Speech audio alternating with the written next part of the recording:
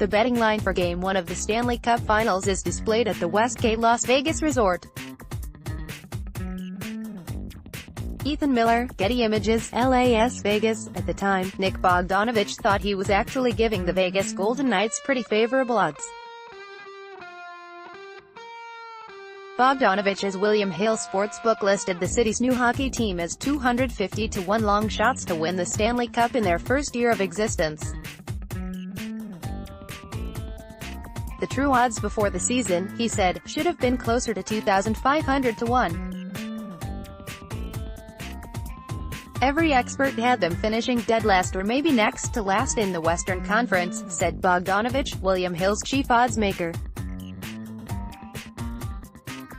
With the Golden Knights holding a one-game advantage heading into Game 2 Wednesday night, William Hill could be 3 Vegas wins away from losing close to $2 million.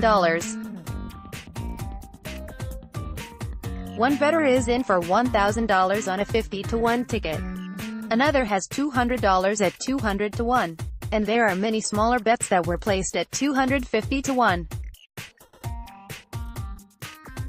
Casinos all along the Strip are facing similar circumstances, and the total liability in Las Vegas has been estimated at $5 million to $7 million, which would likely mark the city's biggest loss on futures betting. "We're going to be wrong, and we'll just have to pay," Bogdanovich said. "That's just the nature of the beast. These Stanley Cup Finals represent a unique case study, a nexus of hometown rooting interests and legal sports wagering.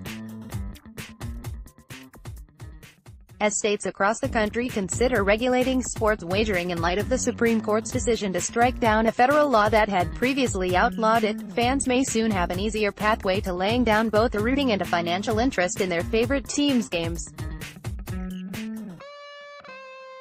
The series also underscores the risks at play, particularly for the house. In Las Vegas, locals backed the long shot and casinos are now bracing for a big hit. While 7-figure losses sound big on the surface, casinos are accustomed to occasionally taking their lumps. Jay Cornegay, who runs the sportsbook at the Westgate Las Vegas, likened the potential hit to a really bad weekend during the football season.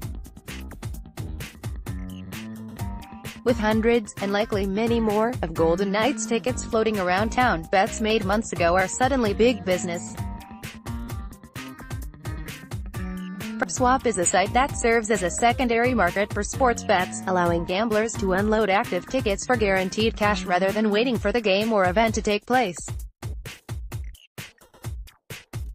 "It's a way for you to get rich and your team can still win," said co-founder Luke Pergonde.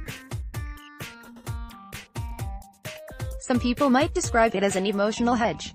The biggest Vegas ticket currently listed on PropSwap was originally purchased for $300 at 400 to 1 odds. It would pay out $120,000 if the Knights win 3 more games. A bettor could buy that ticket right now for the asking price of $95,000. Pergonde knows the risks and rewards. He, after all, bought a $50 ticket back in October at 500 to 1 odds. "I didn't think they were going to win the cup," he said, "but I knew the number felt off." After the Knights' hot start, he sold the ticket in November for $550, a tenfold return on his investment. The new owner of that ticket now stands to make $25,000. "I have no regrets," Pergonde said. "I basically hit a 10 to 1 winner and paid my rent. Who's going to cry about that?" Odds makers around town agree that most Golden Knights tickets were purchased as souvenirs, a keepsake for fans to frame and save. Cornegay said he's still heard from fans recently claiming they were convinced back in October the Knights were bound for the finals. "I don't believe them. Oh, I saw this coming." "Sure you did," he said with a chuckle. "Why do you only bet a whole $10 then?" There's at least one such hockey fan who's already cashed a big ticket and insists he had a gut feeling before the season that Vegas would reach the finals in their first season. He also predicted they'd face the Caps. Motivated by historical trends and gambler hunches, a Washington man named Howard placed a pair of bets back in early October.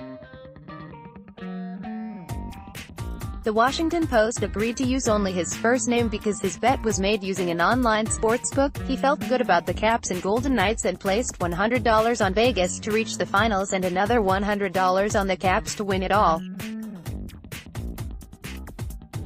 At 300-to-1 odds, the Golden Knights paid out $30,000 after winning the Western Conference.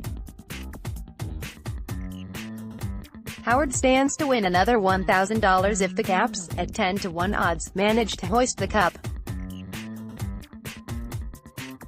Howard believed in George McPhee, the Vegas general manager, and felt good about the addition of goaltender Marc-Andre Fleury.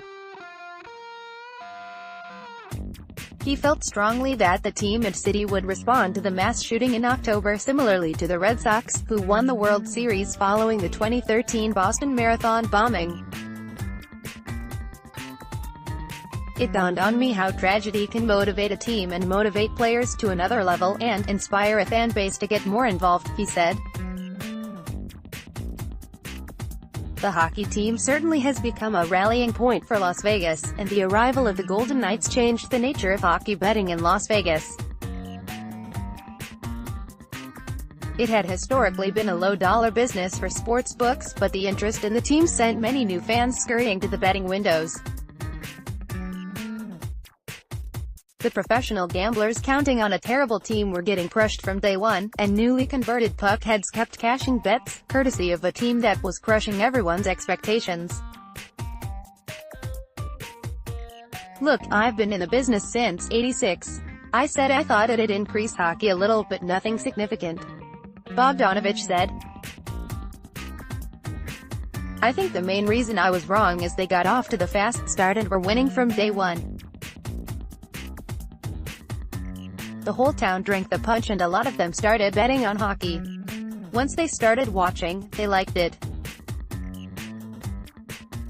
They started betting it and they were winning money. And the whole thing snowballed and snowballed." Cornegay estimates that his sportsbook sees 15 to 20 times more action on Golden Knights contests than other NHL games. And because the Golden Knights usually won, posting a 47-31 record against the spread, including 28-13 at home, local fans who bet with their hearts often walked away winners. Betting on the home team was largely a new experience for locals. Although sportsbooks have taken bets on UNLV games since 2001, the Golden Knights represented the first big gambling-friendly local sporting event that entire community could rally behind. Cornegay is a longtime bookmaker, but he's also a sports fan and a Golden Knights season ticket holder. He knows his employer stands to lose money in this series, but he also knows the team has been a great addition to the local community. "The majority of us are all rooting for them," he said. "When we're booking games, we're always booking for the best interests of our operation. But when I leave, I can put my fan hat on and root for our team. Everyone here is on board and happy to have something like the Golden Knights to root for." More Stanley Cup Finals coverage. Game 1 of Stanley Cup Finals draws record TV ratings in D.C. and Las Vegas. Capitals still adjusting to pretty bad ice conditions in the desert. A little bit bittersweet. Former Capital Nate Schmidt thriving in Vegas. Ted Leonsis surprises 200 employees with a trip to Las Vegas to watch the Caps. NBC's Mike Milbury rips officials for unforgivable missed call in Caps Game 1 loss. What was that? Braden Holtby and the Capitals look unsteady in high-scoring Game 1. The Capitals can't afford to play wide-open games against Vegas. The Washington Capitals' path to the 2018 Stanley Cup Finals. In Stanley Cup Finals, Capitals face down yet another familiar foe, Marc-Andre Fleury.